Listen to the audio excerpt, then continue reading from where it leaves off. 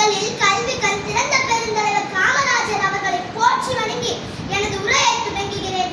இருந்தாலும் மறைந்தாலும் பேர் சொல்ல வேண்டும், இவர் போல யார் என்று ஊர் சொல்ல வேண்டும் என்ற வரிகளுக்கு பொருத்தமானவர் பெருந்தலைவர் நம் காமராஜர்.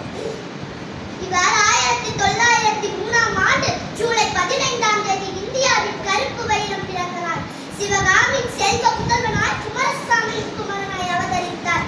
6 வயதிலேயே தன் தந்தையை இழந்துவிட்டு தன் தாய்மாமன் கடையில் வேலை பார்த்த காமராஜர் அங்கு வந்த தலைவர்கள் பேச்சால் கவரப்பட்டு தன் நாட்டை காக்கும் தலைவராய் மாறினார். தலைவருக்கெல்லாம் தலைவராய் இருந்ததாலேயே பெருந்தலைவர் என்று அழைக்கப்பட்டார். காமாட்சி என்ற பெயரை அவருக்கு சூட்டினார் அவரது அன்னை.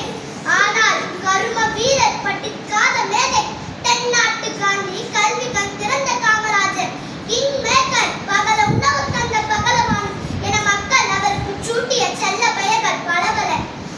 காந்தி வெளியே கடமையாற்றிய காமராஜரை 1954 முதலமைச்சராக அரியணையேற்றிய மக்கள் அழகு பார்த்தார்.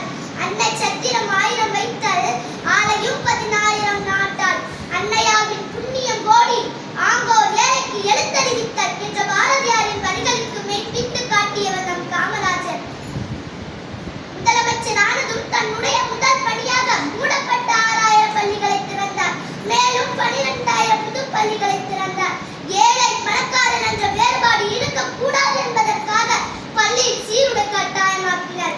பணத்தை பார்க்கும் மனிதர்கள் மதியின் ஏழையின் இறப்பை பற்றி சிந்தித்தவர் நம் காமராஜர்.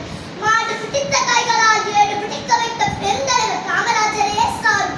வைக்கத்துள் வாழ்வாங்கு வாழ்வன் வானுரையின் தெய்வத்துள் வைக்கப்படும் என்ற வள்ளுவரின் வாக்குப்படி அறநெறி நின்று வாழ்ந்த காமராஜரின் ஆட்சி காலம் தமிழகத்தின் பொற்காலம் என்று அழைக்கப்படுகிறது.